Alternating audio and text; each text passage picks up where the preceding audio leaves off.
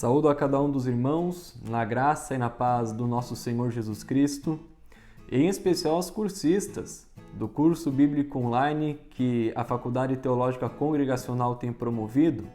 E o próximo módulo será sobre a Carta aos Gálatas. E quero trazer uma introdução a essa Carta aos Gálatas. Essa carta, queridos, é uma excepcional. Não é à toa que Lutero afirmava que era uma das cartas mais importantes. Hendrickson falava que é a carta como se fosse o grito de independência do cristão. De tamanha importância que essa carta tem no cânon bíblico, que essa carta tem no contexto da Escritura e da Palavra de Deus. E o que me chama a atenção é que a carta aos Gálatas, acima de tudo, é o Evangelho puro e santo do nosso Deus. É uma carta que do início ao fim vai trazer uma exposição e também uma defesa ao Evangelho de Cristo Jesus. O apóstolo Paulo está empenhado em defender esse Evangelho com unhas e dentes. O Evangelho estava sendo contestado. O Evangelho estava sendo rebaixado por alguns mestres judaizantes, estava sendo questionado. E o apóstolo Paulo, com muita intrepidez, com muita sabedoria, ele defende esse evangelho e por isso essa carta aos Gálatas é a carta do evangelho, né? É uma carta sobre a exposição do evangelho. São mais de 13 vezes que a palavra evangelho, por exemplo, vai aparecer na carta, do início ao fim. E queridos, o que nós necessitamos em nosso tempo são homens e mulheres assim como o apóstolo Paulo foi, cheios do Espírito Santo, com temor diante de Deus, chamados, vocacionados pelo Senhor Deus e com desejo sincero de defender o Evangelho. Em nosso tempo, o Evangelho é constantemente atacado de todas as formas, de todos os lados, e o que nós necessitamos fazer é defender esse Evangelho. E queridos, a carta foi escrita, há um consenso unânime que essa carta sim foi escrita pelo apóstolo Paulo. Como ele mesmo faz referência no capítulo 1, versículo 1, Paulo, apóstolo, não da parte de homens, nem por intermédio de homem algum, mas por meio de Jesus Cristo. O apóstolo Paulo, no início, deixa claro que ele é autor dessa carta. É interessante que há um consenso universal, começando desde a igreja primitiva, passando, por exemplo, pelos pais da igreja, Orígenes, Policarpo, Clemente de Alexandria. Havia um consenso que o apóstolo Paulo era o autor dessa carta, passando pelo período da Reforma. Século XIX, surgiram alguns autores, alguns teólogos questionando a autoria de Paulo, mas com argumentos muito fracos. Há consenso que o apóstolo Paulo é o autor dessa carta escrita aos Gálatas. Mas a grande questão nessa carta se concentra ao destinatário. O apóstolo Paulo deixa claro que ele escreve aos Gálatas. Ele deixa isso claro no versículo 2, no capítulo 1. E a todos os irmãos e meus companheiros, as igrejas da Galácia. Lá no capítulo 3, versículo 1, ele vai dizer: ó Gálatas insensatos. O que acontece é que a região da Galácia era uma região muito grande. Galácia era uma província do Império Romano, pertencente à Ásia Menor, e a região era muito grande, territorial. E a grande questão é para que Gálatas Paulo, afinal de contas, estava escrevendo? Na primeira viagem missionária, há indícios que ele passou pelo sul dessa região, pelo sul da Galácia. Na segunda viagem missionária, o apóstolo Paulo passou pelo norte dessa região. E agora, para que Gálatas Paulo está escrevendo? Há um consenso de que o apóstolo Paulo está escrevendo para os Gálatas da região sul, quando o apóstolo Paulo passa ali pela região da Frígia, da Cilícia, Então há um consenso que é pertencente à região sul. E alguns determinam isso também pela data que a carta foi escrita, Um consenso que a carta foi escrita mais ou menos no ano 49 depois de Cristo. E tanto que, por exemplo, essa carta ela foi escrita com uma certa urgência e muito provavelmente logo após o momento em que o apóstolo Paulo estava ali com os irmãos, fundando a igreja, pregando o evangelho. Porque é interessante no versículo 6 do capítulo 1, o apóstolo Paulo ele escreve dizendo, né? Admira-me que estejais passando tão depressa, né? No sentido assim, puxa, a recém estava aí com vocês e vocês já estão caindo da graça de Cristo? Já estão abandonando o evangelho que vos preguei? Então há um consenso então, que essa carta foi escrita mais ou menos no ano 49, mas o que é importante saber é que essa carta foi escrita a cristãos gentios, mas também de cristãos judeus, né, que haviam crido no Senhor Jesus Cristo e estavam participando ali desta comunidade de fé. Mas a predominância era gentílica, né, cristãos gentios. E qual foi o motivo de o apóstolo Paulo ter escrito essa carta? Quais os motivos que levaram o apóstolo Paulo a escrever essa carta? Há dois motivos principais do apóstolo Paulo ter escrito essa carta. O primeiro motivo é que o apostolado dele estava sendo questionado. O segundo motivo é que o evangelho de Cristo estava sendo atacado também. Então, são dois motivos principais do apóstolo Paulo escrever essa carta. É interessante nós refletirmos no contexto, porque se realmente essa carta foi escrita no ano 49 depois de Cristo, é muito próximo ao tempo do primeiro concílio, né? O primeiro concílio que está registrado em Atos 15. E um dos motivos desse concílio era a questão dos gentios. O que faremos com os gentios? Haviam muitos gentios aderindo à fé cristã e os judeus questionavam isso, pois os gentios eles eram declarados participantes, herdeiros das promessas de Deus, sem passar pelo processo da circuncisão, e muito menos eles se submetiam às leis mosaicas. E os judeus ficaram ofendidos com isso. Então tem aquele concílio, toda a discussão em cima disso. O próprio apóstolo Paulo, Barnabé participam desse concílio, né? Pedro, Tiago, diz o texto que toda a igreja participou desse concílio, e um consenso, né, houve após esse concílio de que sim, os gentios são participantes das promessas de Deus. Não é obrigatória a circuncisão aos gentios, mas que eles se afastem de todo tipo de impureza, né, de sacrifícios aos deuses, né, que eles busquem então essa vida santificada no Senhor Deus. Mas o que acontece, mesmo então, era esse assunto predominante, e é esse assunto também que está relacionado aqui nessa carta. Os mestres judaizantes infiltrados na igreja, esses mestres judaizantes eram judeus que haviam aderido ao cristianismo, né? Muitos desses mestres judaizantes questionando essa prática que a igreja estava tendo, aceitando os gentios sem obrigá-los a passar pela circuncisão. E como eles começam a rebater esse assunto, né, na igreja ali da Galácia, a qual o apóstolo Paulo endereçou essa carta? Em primeiro lugar, questionando o apostolado, né? Em primeiro lugar, ofendendo, vamos dizer assim, o apóstolo Paulo. Então isso me chama a atenção porque no primeiro ponto da carta, os capítulos 1 e 2, se fizermos leitura, nós vamos perceber o apóstolo Paulo empenhado em defender o seu apostolado. Estavam questionando o seu apostolado, estavam reduzindo o seu apostolado. Então, capítulo 1 e 2, o apóstolo Paulo está empenhado em defender o seu apostolado. Tanto que ele inicia o capítulo 1 já de uma forma muito direta. Paulo, apóstolo, e vejam, não por parte de homens, como alguns estavam argumentando, como alguns estavam dizendo, né? O apóstolo Paulo estava agindo na carne, o apóstolo Paulo estava sendo apóstolo por conta própria, porque algum homem havia enviado. O apóstolo Paulo diz, espera aí, não é por conta de homens, né? Nem por intermédio de homem algum, mas por Jesus Cristo. Então o apóstolo Paulo dizendo, eu sou apóstolo por causa de Jesus. E lá no versículo 12, né, o apóstolo Paulo diz, porque eu nem recebi, nem aprendi de homem algum o evangelho, mas mediante a revelação de Jesus Cristo. Então o que nós percebemos, queridos, como eu comentei, o apóstolo Paulo endereça essa carta à igreja da Galácia, aos Gálatas, para resolver dois problemas urgentes. Um apostolado e o outro a questão que estavam atacando o evangelho.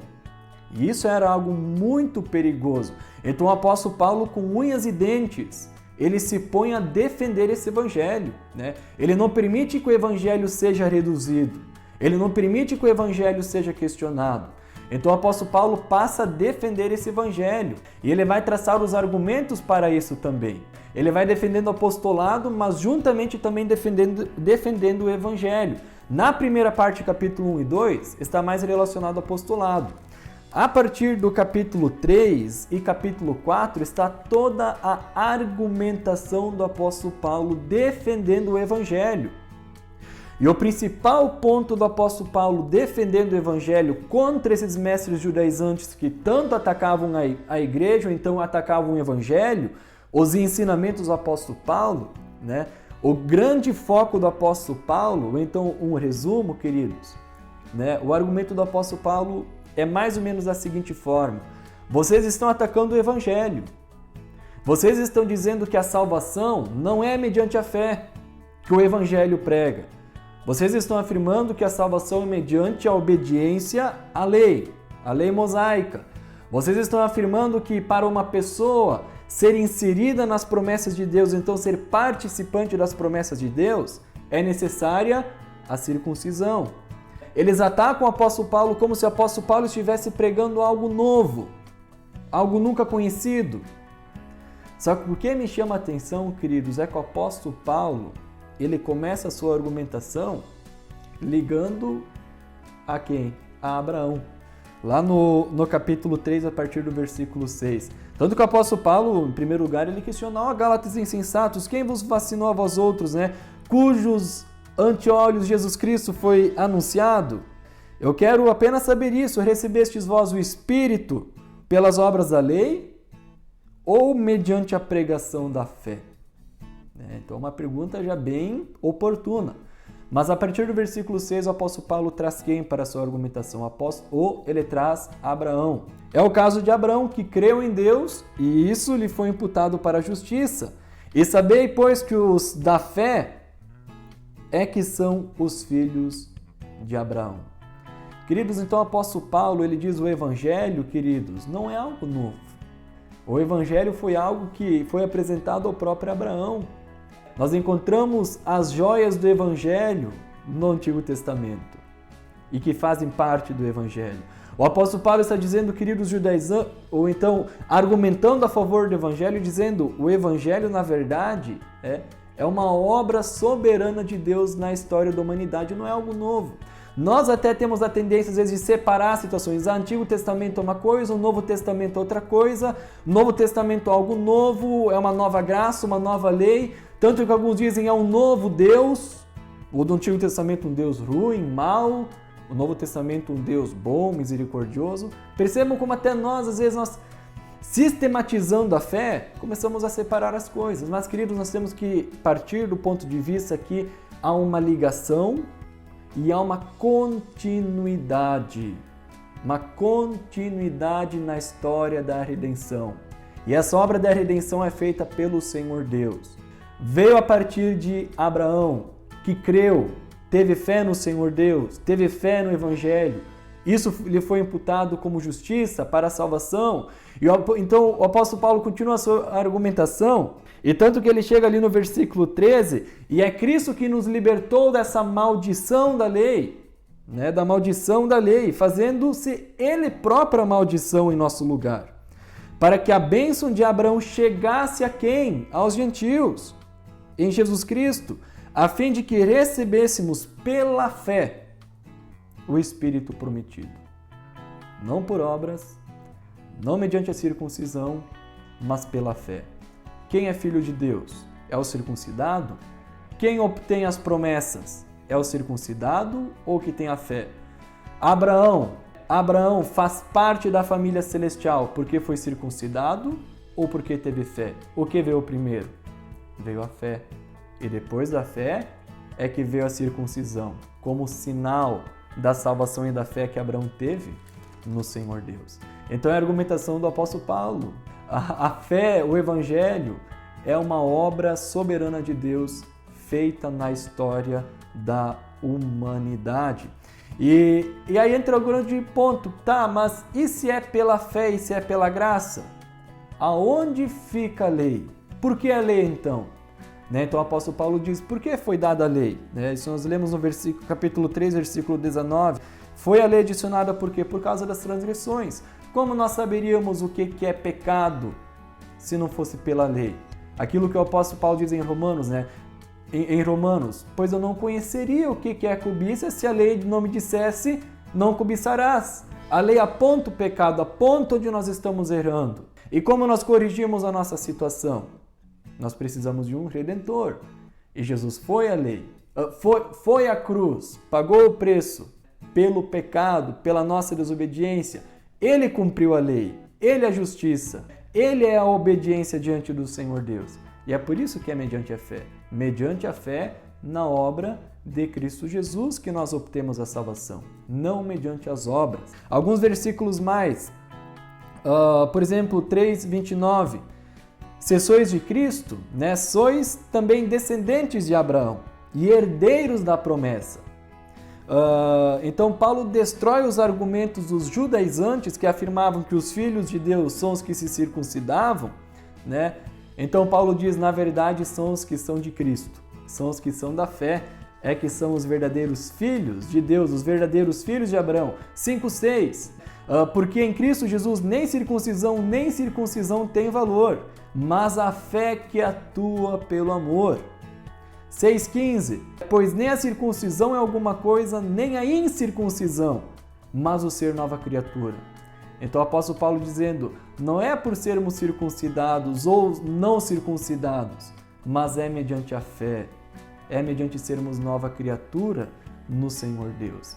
E o que me chama a atenção é que o apóstolo Paulo dá um checkmate nos judaizantes, quando ele afirma lá no versículo 13 do capítulo 6, pois nem aqueles que se deixam circuncidar guardam toda a lei.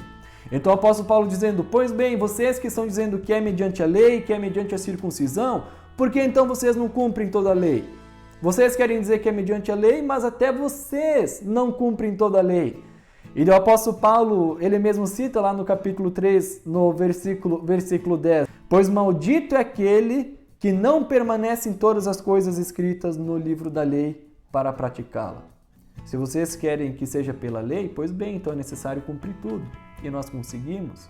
Nós não conseguimos. E é por isso, mediante a fé, a nossa fé está na obediência de Cristo, na salvação de Cristo, na redenção de Cristo Jesus. Não são méritos nossos, não é por nossas obras, não é por aquilo que nós realizamos. É mediante a fé em Cristo Jesus. Mas entra um outro ponto que o apóstolo Paulo vai argumentar. Pois bem, então se é pela fé, se é pelo que Jesus fez, se não é pela lei, então agora eu posso viver uma vida libertina? Se eu tenho a segurança em Jesus, eu posso viver uma vida da forma como eu quero? Então o apóstolo Paulo continua a argumentação no capítulo 5, quando ele vai nos expor sobre a verdadeira liberdade. Foi para a liberdade que Cristo nos libertou para que nós não vivamos mais submissos à escravidão do pecado. A verdadeira liberdade não é nós vivermos na carne. O apóstolo Paulo diz, pois bem, as obras da carne são, como ele vai expor, as obras da carne são a impureza, a lascívia, idolatria, feitiçarias, inimizades, ele vai seguindo e diz, e os que praticam isso não herdarão o reino de Deus. Mas o fruto do Espírito é amor, é alegria, é paz, longanimidade, é bondade, fidelidade, domínio próprio, é mansidão. E contra essas coisas o apóstolo Paulo diz, não a lei. E os que estão em Cristo Jesus crucificaram a carne com as suas obras e passam a viver no Espírito. Recebem o Espírito de Deus e passam a viver de forma agradável diante do Senhor Deus. A liberdade não é libertinagem. A liberdade é nós vivermos a graça poderosa do Senhor Deus de uma forma humana e de uma forma agradável diante do Senhor Deus. E queridos, um último ponto ainda. Por que essa carta aos Gálatas é importante? É a pergunta que Timothy Keller vai fazer. Por que essa carta é importante? Por que essa carta foi importante na época? Qual a importância dessa carta em nossos dias? 3 pontos principais. Paulo defende o evangelho diante do legalismo. Hoje em dia nós vivemos muito Muitas pessoas baseando a sua salvação nas suas obras. Segundo ponto, Paulo defende a verdadeira liberdade diante da libertinagem. Quantas pessoas hoje creem no Senhor Deus e vivem uma vida libertina, vivendo em libertinagem? A verdadeira liberdade não é libertinagem. A verdadeira liberdade é estarmos em Cristo, vivendo com Cristo. E o terceiro ponto, Paulo defende o Evangelho diante de pessoas que já haviam recebido o Evangelho. O Evangelho, é interessante, não é apenas para convertidos, como às vezes o Evangelho não é apenas para não convertidos, como às vezes nós afirmamos ser. É para todos nós, para os não convertidos e para os convertidos. Todos nós necessitamos do Evangelho diariamente, todos os dias da nossa vida. Nós precisamos do Evangelho e temas bem atuais. E para finalizar, queridos, um versículo-chave, 2,16. Sabendo, contudo, que o homem não é justificado por obras da lei, e sim mediante a fé em Cristo Jesus.